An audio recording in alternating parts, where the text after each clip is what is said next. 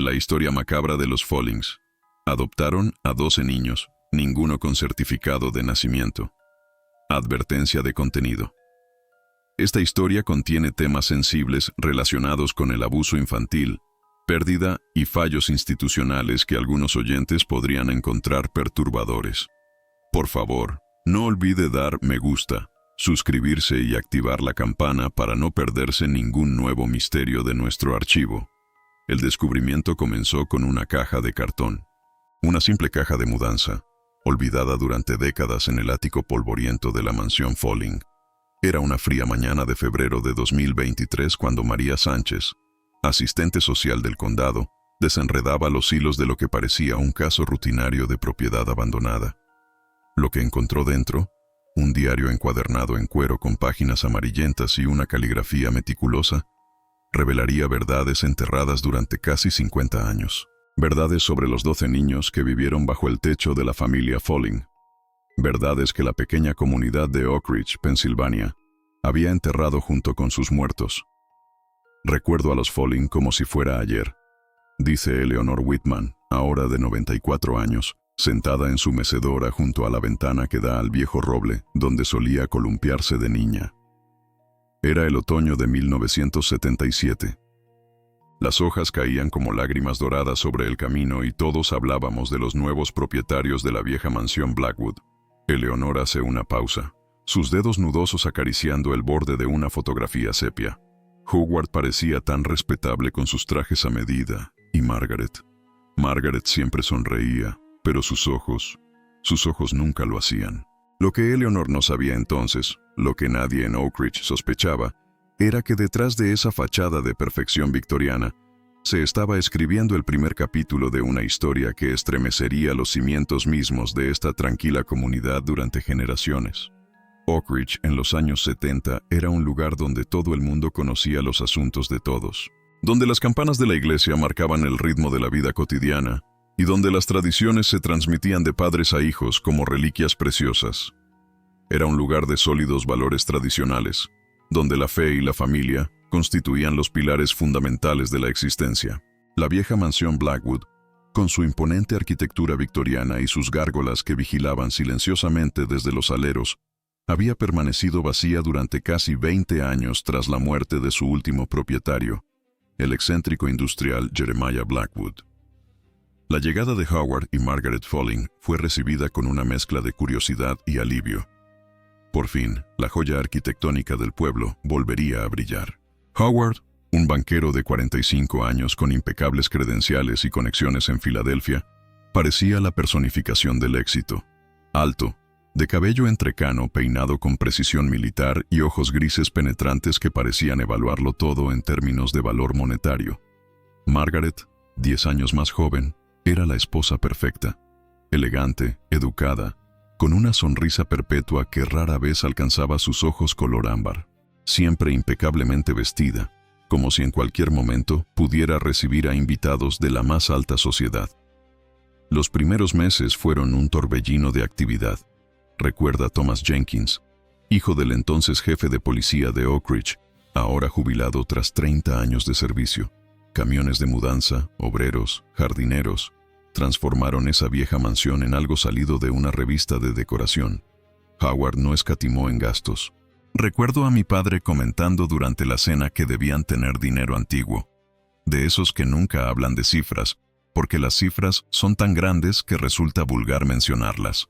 La comunidad observaba con admiración cómo la mansión Blackwood, ahora rebautizada como la propiedad Folling, resurgía de sus cenizas.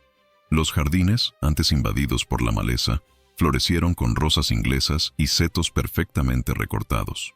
Las vidrieras fueron restauradas, devolviendo a la casa sus ojos multicolores. Las gárgolas, limpiadas de décadas de suciedad, volvieron a vigilar con sus muecas petrificadas. Y cuando todo estuvo listo, los Folling organizaron una recepción para la élite local, el alcalde, el director del banco, el párroco de la iglesia episcopaliana, el médico del pueblo y sus respectivas esposas. Mi madre asistió a esa fiesta, cuenta Dorothea Clark, propietaria de la panadería local y ahora de 78 años. Volvió a casa fascinada con la elegancia de todo. Son como de otro mundo, dijo. Margaret habla de arte y literatura como si hubiera cenado con Hemingway, y Howard tiene ese aire de quien nunca ha dudado de nada en su vida. Pero recuerdo que añadió algo más, algo que entonces parecía una simple observación, pero que ahora resulta inquietante. Dijo, es extraño. Tienen todas esas habitaciones y ni una sola fotografía personal, ni una boda, ni familiares, nada. La vida de los Folling parecía perfectamente orquestada, como una obra de teatro donde cada movimiento estaba calculado para la audiencia. Howard se integró rápidamente en los círculos de poder locales, haciendo generosas donaciones a la iglesia y ofreciéndose como asesor financiero para el hospital del condado. Margaret organizaba tés benéficos en su jardín y se unió al Comité de Preservación Histórica. Eran el matrimonio ideal, salvo por un detalle que las voces susurraban tras las puertas cerradas. No tenían hijos. En aquella época, en una comunidad como Oak Ridge, un matrimonio sin descendencia era objeto de compasión y a veces de especulación. Mi abuela Marta, que limpiaba para los Thompson al otro lado de la calle, me contó que Margaret solía quedarse mirando a los niños que jugaban en el parque, recuerda Susan Peterson, bibliotecaria jubilada. Con una mirada que no era exactamente de anhelo, era algo más calculador, como quien evalúa un objeto en una tienda de antigüedades. Fue aproximadamente 6 meses después de su llegada cuando los Folling anunciaron su intención. La noticia se propagó por Oak Ridge, como el fuego por un campo seco.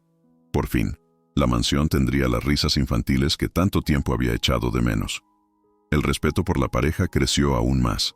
No solo restauraban propiedades históricas y contribuían a la comunidad, sino que abrían su corazón y su hogar a niños necesitados. Lo que nadie podía prever era la velocidad con la que llenarían ese hogar. El primer niño llegó un miércoles por la tarde, a mediados de noviembre. Un niño de aproximadamente 8 años, de cabello rubio y ojos cautelosos que parecían demasiado viejos para su rostro infantil. No hubo anuncio formal, simplemente apareció un día, de la mano de Margaret, mientras compraba en la tienda de comestibles. Cuando la señora Wilson, siempre curiosa, preguntó por el pequeño, Margaret respondió con su sonrisa habitual. Este es Thomas, nuestro hijo. Acabamos de completar la adopción. Lo extraño, comentaría años después la señora Wilson a los investigadores, es que no hubo ninguna señal previa, ninguna visita de trabajadores sociales que la comunidad hubiera notado, ninguna preparación visible. Un día eran 2, al día siguiente, 3. Thomas fue solo el principio. En los siguientes 18 meses, 11 niños más llegarían a la mansión Folling, cada uno presentado a la comunidad como una adopción finalizada, cada uno con la misma historia vaga sobre orfanatos distantes o agencias de adopción privadas. Niños y niñas de edades comprendidas entre los 6 y los 12 años, todos con ese mismo aire de cautela, todos impecablemente vestidos y extraordinariamente bien educados. Nunca gritaban ni corrían como los demás niños, recuerda el padre Michael O'Donnell. Entonces, un joven vicario recién ordenado y ahora el anciano párroco de la iglesia de Santa Ana. Se sentaban en el banco de la iglesia como pequeñas estatuas. 12 niños en fila, sin un susurro, sin un movimiento. Margaret los traía cada domingo, mientras Howard asistía al servicio episcopaliano.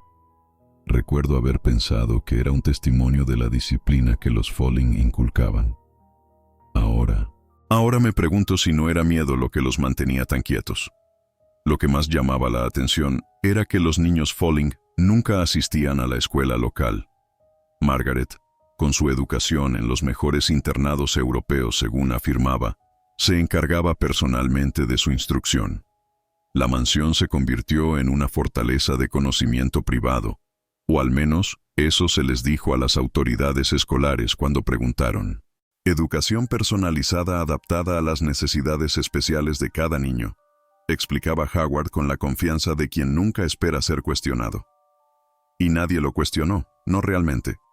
No en esa época, no en un lugar donde la autoridad patriarcal y la riqueza aún abrían todas las puertas.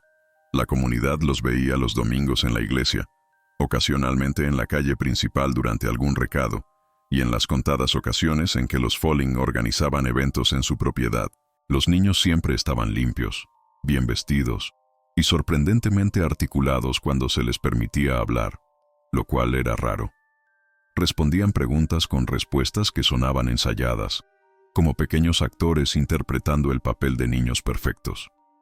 Mi hijo James tenía la misma edad que uno de ellos. Creo que se llamaba Michael, cuenta Dorothy Simmons, ex maestra de escuela primaria. Una vez intentó hablar con él después de la misa, invitarlo a jugar. El niño miró a Margaret como pidiendo permiso antes de decir que no podía, que tenía estudios que atender. Tenía 8 años, por el amor de Dios. ¿Qué niño de 8 años rechaza jugar un domingo para estudiar? Pero lo que me inquietó fue la forma en que miró a Margaret. Era la mirada de un animal que teme el castigo. A pesar de estas observaciones, la fachada de la familia perfecta se mantuvo intacta durante casi 2 años. Los Folling eran admirados, incluso venerados. El banquero y su esposa que habían salvado a 12 huérfanos de destinos inciertos, ofreciéndoles una vida de privilegios y educación. Quien se atreviera a cuestionar sus métodos se enfrentaría al rechazo social. Pero incluso las fachadas más meticulosamente construidas tienen grietas, y por esas grietas siempre se filtra la verdad. La primera en notar algo verdaderamente perturbador fue Eleanor Greenberg, trabajadora social del condado y vecina de los Folling. Eleanor, ahora fallecida, dejó un testimonio grabado en 1992 que su hija, Mariana Greenberg Sánchez, conservó durante décadas antes de entregarlo a las autoridades. Mi madre no podía dormir algunas noches, explica Mariana, ahora de 65 años, en la sala de estar de su casa en las afueras de Oak Ridge. Nuestra propiedad lindaba con la parte trasera de la mansión Folling. Mi madre juraba que oía llantos, no de los niños que todos conocíamos, sino de otros. Voces diferentes que venían del tercer piso, donde las ventanas siempre estaban cerradas con pesadas cortinas. Al principio pensó que era su imaginación, pero era trabajadora social. Estaba entrenada para reconocer el sonido de un niño en angustia. Eleanor comenzó a prestar más atención a los Folling y sus hijos adoptivos. Notó detalles que otros pasaban por alto. Cómo algunos niños desaparecían de la vista pública durante semanas antes de reaparecer más delgados, más pálidos, con una mirada aún más vacía en sus ojos. Cómo Margaret llevaba un registro meticuloso de algo en un cuaderno de cuero que siempre llevaba consigo. Cómo, a pesar de haber adoptado a 12 niños, nunca habían llegado documentos oficiales al Departamento de Servicios Sociales del condado. Mi madre intentó investigar oficialmente, continúa Mariana, mostrando cartas amarillentas por el tiempo. Escribió a agencias de adopción en todo el país. Nadie tenía registro de 12 adopciones a nombre de los Folling, ni una sola. Cuando intentó plantear el tema con sus superiores, se encontró con un muro. Howard Folling había hecho generosas donaciones al departamento. Era amigo personal del juez del condado. Sus preocupaciones fueron desestimadas como las fantasías de una mujer que oía cosas en la noche. Pero Eleanor no era la única con sospechas. El detective James Carter, un hombre obstinado con 20 años de experiencia policial y una intuición casi sobrenatural, también había comenzado a notar irregularidades. Nunca le habían gustado los Folling. Demasiado perfectos, le decía a su compañero. Nadie es tan perfecto sin esconder algo podrido. Carter, recordado en el departamento de policía como un sabueso de la vieja escuela, comenzó a recopilar información. Pequeños detalles que, vistos individualmente, podrían parecer insignificantes, pero que juntos formaban un patrón inquietante. El hecho de que Howard realizara frecuentes viajes a diferentes estados sin razón aparente. Las entregas nocturnas en la parte trasera de la propiedad. El hecho de que ninguno de los niños tuviera expedientes médicos en el hospital local, ni siquiera para las vacunas obligatorias. El detective Carter llevaba un cuaderno, recuerda su hijo, Michael Carter, ahora detective él mismo. Lo llamaba su libro de sombras, donde anotaba todo lo que no encajaba en el mundo. Tenía páginas y páginas dedicadas a los Folling, mapas con las fechas de los viajes de Howard superpuestas con noticias sobre niños desaparecidos en esas áreas. Estaba construyendo un caso, poco a poco, sin respaldo oficial. Carter y Eleanor, trabajando independientemente al principio, eventualmente unieron fuerzas. Ella con su conocimiento de servicios sociales y su acceso a registros que él no podía obtener. Él con su experiencia policial y sus contactos en otros departamentos. Juntos, comenzaron a descubrir una verdad aterradora. Ninguno de los 12 niños que vivían con los Folling tenía certificado de nacimiento oficial. Ninguno aparecía en los registros nacionales de adopción. Y, más perturbador aún, 5 de ellos coincidían en descripción y edad aproximada, con niños reportados como desaparecidos en estados vecinos entre 1976 y 1979. Empezamos a vigilar la casa más de cerca, narró Eleanor en su testimonio grabado. Notamos patrones. Cada 3 meses aproximadamente, uno de los niños adoptados desaparecía de la vista pública durante unas 2 semanas. Margaret decía que estaban visitando a parientes o en algún programa educativo especial. Cuando reaparecían, algo en ellos había cambiado. Era como si fueran cáscaras más vacías que antes. Y luego estaban los sonidos del tercer piso, los llantos que Eleanor oía por la noche, los ruidos que el jardinero, un hombre mayor llamado George Miller, mencionó haber escuchado mientras podaba los setos bajo las ventanas del ático. Como animales enjaulados, dijo. Una semana después de hacer ese comentario a Carter, George fue despedido y desapareció de Oak Ridge. El personal de la casa nunca duraba mucho, señala Thomas Jenkins. Cocineras, jardineros, doncellas, venían, trabajaban unos meses y luego desaparecían. Howard siempre decía que se habían ido a buscar mejores oportunidades. Nadie lo cuestionaba. A medida que Carter y Eleanor profundizaban en su investigación, el riesgo aumentaba. Howard Folling, con sus conexiones, no tardó en enterarse de que estaban haciendo preguntas. La presión sobre Eleanor en su trabajo se intensificó. Carter fue reasignado a casos menores y alejado de Oak Ridge, pero ambos eran demasiado tenaces para rendirse. Fue en la primavera de 1980 cuando ocurrió el incidente que finalmente quebró la fachada. Uno de los niños Folling, una niña de unos 10 años llamada Rebecca, logró escabullirse durante un servicio dominical y entregarle una nota arrugada a Eleanor antes de que Margaret pudiera interceptarla. La nota, escrita con la letra temblorosa de una niña aterrorizada, contenía solo 5 palabras. «Hay otros arriba. Ayúdelos, por favor». Esa misma noche, Eleanor llamó a Carter. La nota era la prueba que necesitaban para obtener una orden de registro. Carter, utilizando sus últimos contactos en el departamento, logró convencer a un juez de otro condado para que firmara la orden. Al amanecer del día siguiente, un equipo policial irrumpió en la mansión Folling. Lo que encontraron confirmaría sus peores temores y revelaría horrores que ni siquiera ellos habían imaginado. El tercer piso de la mansión, al que se accedía por una escalera oculta tras una estantería en el estudio de Howard, había sido convertido en lo que solo podía describirse como una instalación de experimentación. 3 niños, ninguno mayor de 7 años, fueron encontrados encerrados en habitaciones separadas. Estaban desnutridos, apenas vestidos, y mostraban signos de abuso prolongado. No hablaban inglés ni ningún otro idioma reconocible, comunicándose solo con gruñidos y gestos. Sus cuerpos estaban cubiertos de cicatrices rituales y marcas que los médicos posteriormente describirían como consistentes con procedimientos quirúrgicos no profesionales. Nunca olvidaré esos ojos, recordaría años después uno de los oficiales presentes durante el allanamiento. No eran ojos de niños, eran ojos que habían visto el infierno y ya no esperaban nada del mundo. Pero el horror no terminaba ahí.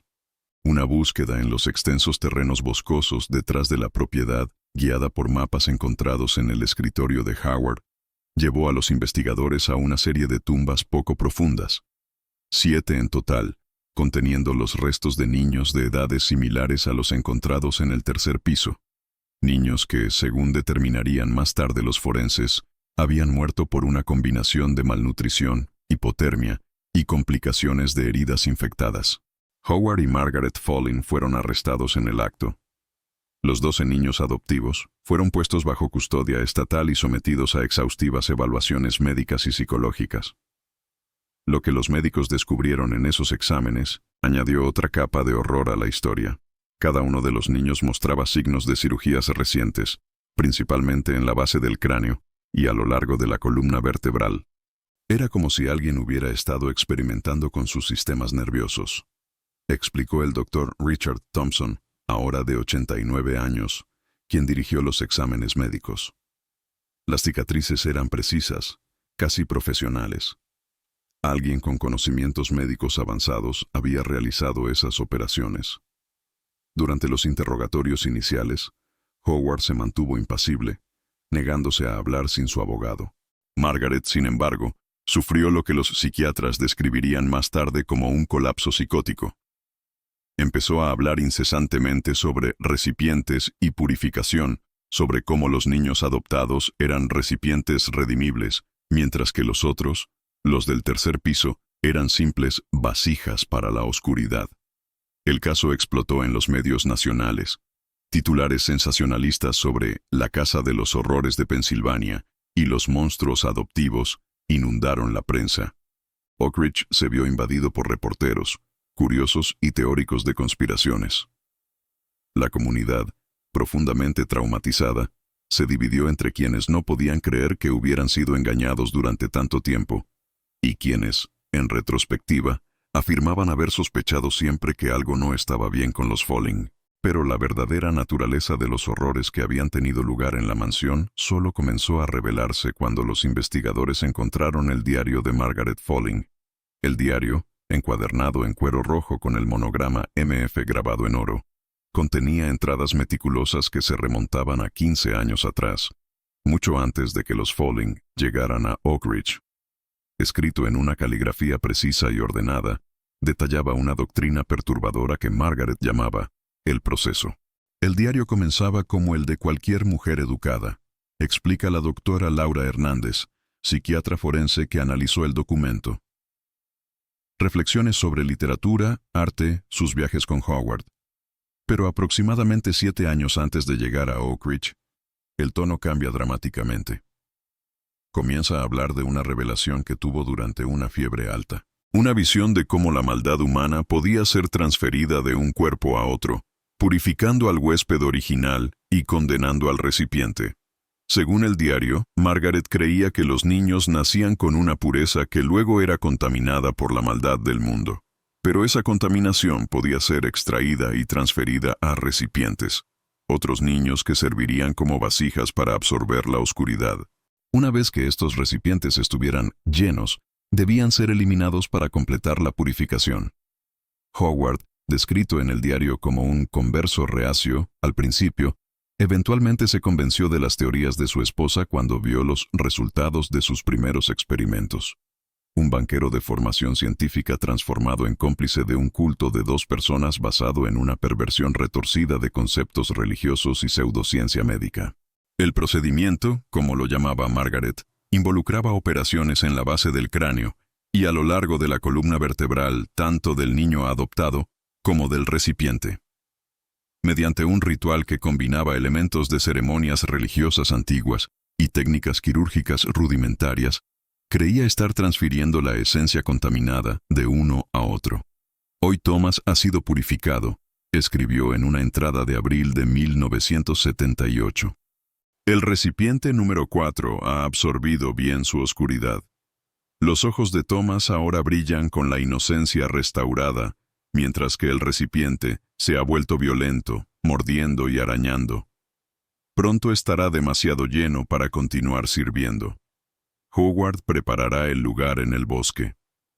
Las autoridades eventualmente determinarían que los Folling habían operado en al menos 6 locaciones diferentes a lo largo de 3 estados durante más de una década antes de establecerse en Oak Ridge.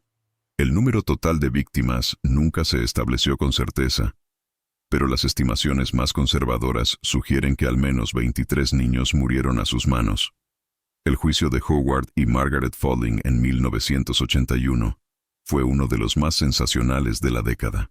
Margaret fue declarada mentalmente incompetente para enfrentar un juicio y pasó el resto de su vida en una institución psiquiátrica de máxima seguridad, donde continuó manteniendo la validez de el proceso hasta su muerte en 2003. Howard, quien intentó presentarse como una víctima manipulada por las creencias delirantes de su esposa, fue condenado por múltiples cargos de secuestro, abuso infantil, práctica ilegal de la medicina y asesinato en primer grado.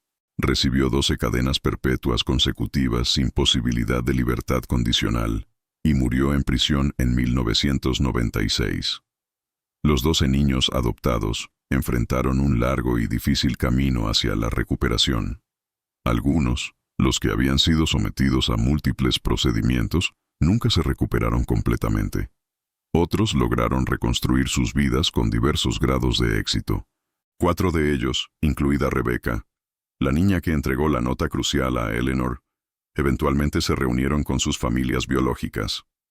El resto, cuyos orígenes nunca pudieron determinarse con certeza, fueron adoptados por familias cuidadosamente seleccionadas o permanecieron bajo cuidado estatal hasta alcanzar la mayoría de edad. Los 3 niños encontrados en el tercer piso, a quienes los medios llamaron los niños salvajes de Pensilvania, presentaron un desafío aún mayor. Años de aislamiento y abuso los habían dejado profundamente traumatizados y con un desarrollo severamente retrasado. Ninguno de ellos aprendió jamás a hablar con fluidez, aunque con terapia intensiva lograron cierto grado de comunicación. Su identidad original nunca fue establecida, y hasta el día de hoy, los archivos del caso se refieren a ellos simplemente como menor A, menor B y menor C. Nunca supimos de dónde vinieron esos 3 niños, lamenta Michael Carter. Mi padre pasó los últimos años de su vida tratando de identificarlos, revisando miles de reportes de niños desaparecidos. Murió sin respuestas. El caso Folling transformó profundamente las leyes de adopción en los Estados Unidos. Las regulaciones se endurecieron significativamente, requiriendo verificaciones exhaustivas de antecedentes, visitas domiciliarias obligatorias y seguimiento continuo de los niños adoptados. El sistema de bases de datos nacionales para niños desaparecidos fue mejorado y expandido, y se establecieron nuevos protocolos para la comunicación entre agencias de servicios sociales de diferentes estados. Si esas leyes hubieran existido en los 70, reflexiona Mariana Greenberg Sánchez, tal vez mi madre y el detective Carter habrían podido detener a los Folling antes. Tal vez algunos de esos niños seguirían vivos. La mansión Folling permaneció abandonada durante décadas, un recordatorio sombrío de los horrores que habían tenido lugar dentro de sus muros. Los intentos de venderla fracasaron repetidamente. Nadie quería vivir en la casa de los monstruos, como la llamaban localmente. En 2010, un incendio de origen desconocido destruyó gran parte de la estructura. Lo que quedaba fue demolido por orden del ayuntamiento.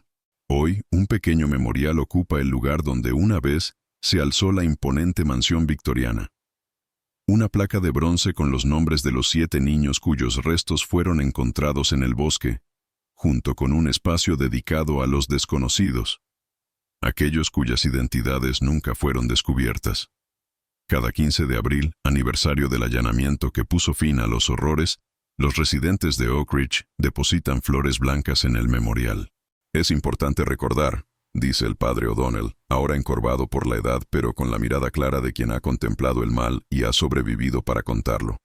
No por morbo, sino para estar vigilantes. El mal puede esconderse tras las fachadas más respetables, tras las sonrisas más convincentes. Los Folling nos enseñaron que debemos mirar más allá de las apariencias, especialmente cuando se trata de proteger a los más vulnerables. El caso parecía cerrado. Howard y Margaret muertos, sus crímenes castigados según la ley, sus víctimas conmemoradas. La comunidad había sanado lo mejor que podía, aunque las cicatrices permanecían. Y así hubiera quedado, enterrado en los archivos y en la memoria colectiva de Oak Ridge, de no ser por el descubrimiento de María Sánchez en febrero de 2023. María, nieta de Eleanor Greenberg y ahora ella misma trabajadora social, fue asignada para evaluar el contenido de una propiedad abandonada que el condado había embargado por impuestos impagos. La casa pertenecía a una mujer mayor que había fallecido sin herederos conocidos, una reclusa que se había mudado a Oak Ridge a finales de los años 80 y que rara vez interactuaba con la comunidad. Era una casa normal, llena del tipo de cosas que esperas encontrar en la casa de una anciana, cuenta María. Fotografías antiguas, muebles desgastados, armarios llenos de recipientes Tupperware, nada fuera de lo común hasta que llegué al ático. Allí, oculta detrás de una falsa pared que María descubrió accidentalmente al tropezar contra un panel suelto, encontró una caja de cartón sellada con cinta adhesiva amarillenta. Dentro había documentos, fotografías y, lo más perturbador, un segundo diario perteneciente a Margaret Folling. Este diario, escrito durante sus años en la institución psiquiátrica, contenía revelaciones aún más inquietantes que el primero. En él, Margaret afirmaba que el proceso no había sido su creación, sino parte de una tradición más antigua transmitida por su abuela materna. Sugería que otras familias practicaban rituales similares, dispersas por todo el país pero conectadas por una creencia compartida en la transferencia de la maldad. «Somos 12 familias», escribió Margaret en una entrada fechada en 1997. 12 linajes que mantienen el equilibrio. Por cada 12 niños purificados, 7 recipientes deben ser sacrificados. Es la proporción sagrada que mantiene la oscuridad a raya. Más perturbador aún, el diario contenía códigos y referencias que parecían ser instrucciones para localizar a otros practicantes. Y una lista de nombres, algunos tachados, otros marcados con símbolos cuyo significado los investigadores aún intentan descifrar. La casa donde se encontró el diario pertenecía a una mujer llamada Eliza Winters. Investigaciones posteriores revelaron que Eliza era en realidad Elizabeth Folling, hermana menor de Howard, quien había cambiado su nombre y apariencia después del arresto de su hermano. No sabemos si Elizabeth Eliza participó activamente en los crímenes de su hermano y cuñada, explica el detective Marcus Johnson, quien lidera la investigación reabierta. Lo que sí sabemos es que mantuvo correspondencia con Margaret durante sus años de internamiento y que, según registros financieros, realizó visitas regulares a 5 ciudades diferentes a lo largo de 3 décadas. Ciudades donde, curiosamente, ocurrieron desapariciones de niños que siguen sin resolver. La posibilidad de que los Folling no fueran monstruos aislados sino parte de una red más amplia ha reabierto viejas heridas en Oak Ridge y ha desencadenado nuevas investigaciones en múltiples jurisdicciones. Los avances en tecnología forense y el acceso a bases de datos de ADN han permitido a los investigadores modernos examinar evidencias que sus predecesores no pudieron analizar adecuadamente. Estamos exhumando los restos encontrados en la propiedad Folling para realizar pruebas de ADN avanzadas, confirma Johnson. También estamos rastreando cada nombre mencionado en el segundo diario de Margaret, buscando patrones similares de adopciones irregulares o desapariciones infantiles sin resolver. Para los sobrevivientes y las familias de las víctimas, estas nuevas revelaciones han reabierto heridas profundas. Rebecca, ahora conocida por su nombre de nacimiento, Sarah Mitchell, vive en el oeste de Pensilvania con su familia.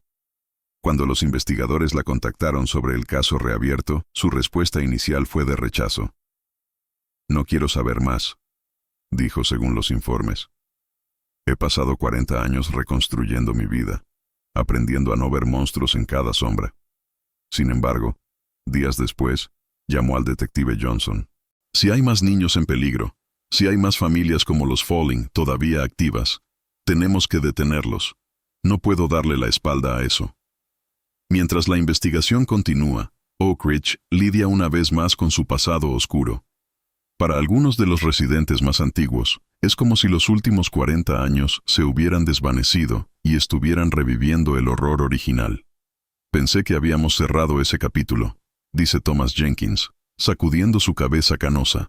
«Pensé que habíamos aprendido nuestra lección sobre no dar por sentado que alguien es bueno solo porque parece respetable. Pero si Margaret estaba diciendo la verdad sobre otros como ellos, me pregunto cuántos más han pasado desapercibidos. Me pregunto cuántas otras comunidades tienen sus propios Follings, escondidos a plena vista». Mientras tanto, en el pequeño memorial donde una vez se alzó la mansión Folling, las flores siguen apareciendo. No solo en el aniversario del allanamiento, sino casi a diario desde que se hizo público el descubrimiento del segundo diario. Visitantes de todo el país llegan para rendir homenaje a los niños que murieron y para reflexionar sobre la fragilidad de las apariencias. Y en las noches tranquilas, cuando el viento sopla entre los árboles que rodean el antiguo terreno, algunos residentes juran oír voces infantiles, no gritos de terror, sino suaves risas y canciones, como si por fin estuvieran en paz. Pero no todos los misterios han sido resueltos. Entre los documentos encontrados en la caja de Eliza Winters había una fotografía que ha desconcertado a los investigadores. Muestra a 12 personas, 6 hombres y 6 mujeres, sentados alrededor de una mesa ornamentada. Sus rostros han sido cuidadosamente recortados, pero en el reverso, escrito con la inconfundible caligrafía de Margaret, hay una nota. Los Guardianes, 1957. El ciclo continúa. La investigación sigue abierta. Los investigadores rastrean pistas en archivos polvorientos y bases de datos digitales. Las familias de las víctimas esperan respuestas que quizás nunca lleguen. Y la comunidad de Oak Ridge ha aprendido una vez más que algunos secretos nunca mueren realmente. Solo duermen bajo la superficie, esperando ser descubiertos. Como dijo Eleanor Greenberg en la conclusión de su testimonio grabado, el verdadero horror no es lo que los Folling hicieron, es que lo hicieron a plena vista, mientras todos mirábamos hacia otro lado. Esa es la lección que debemos recordar. Eso es lo que nunca debemos permitir que suceda de nuevo. Y mientras la noche cae sobre Oak Ridge, las luces de las casas se encienden una a una, como estrellas contra la oscuridad. Familias se reúnen alrededor de mesas para compartir cenas y conversaciones. Niños son arropados en camas cálidas con besos de buenas noches. La vida continúa, pero ahora hay ojos más vigilantes, oídos más atentos a los llantos en la noche, y voces más dispuestas a hablar cuando algo no parece estar bien. Porque si el caso Folling nos enseñó algo, es que los monstruos más peligrosos no se esconden bajo la cama. Se esconden detrás de sonrisas perfectas, donaciones generosas y fachadas impecables. Y a veces, solo a veces, guardan sus secretos más oscuros en diarios encuadernados en cuero que esperan décadas para ser descubiertos. En algún lugar, tal vez, otro diario espera, otra caja oculta detrás de una pared falsa, otra pieza del rompecabezas que es el proceso. Y mientras tanto, la pregunta persiste, susurrada en las reuniones comunitarias y debatida en foros de Internet dedicados al caso. ¿Cuántos más? ¿Cuántos más como los Folling siguen ahí fuera?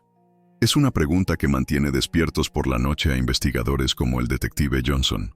Una pregunta que persigue los sueños de sobrevivientes como Sarah. Una pregunta para la que quizás nunca tengamos una respuesta completa. Pero seguimos buscando, porque eso es lo que debemos a los niños que no pudimos salvar. Eso es lo que debemos a los niños que aún podemos proteger. No olvide suscribirse y activar la campana para no perderse ninguna nueva historia de nuestro archivo. Si usted o alguien que conoce ha sido víctima de abuso infantil, hay ayuda disponible. Comuníquese con la Línea Nacional de Prevención del Abuso Infantil al 1-800-4A-CHILD, 1-800-422-4453.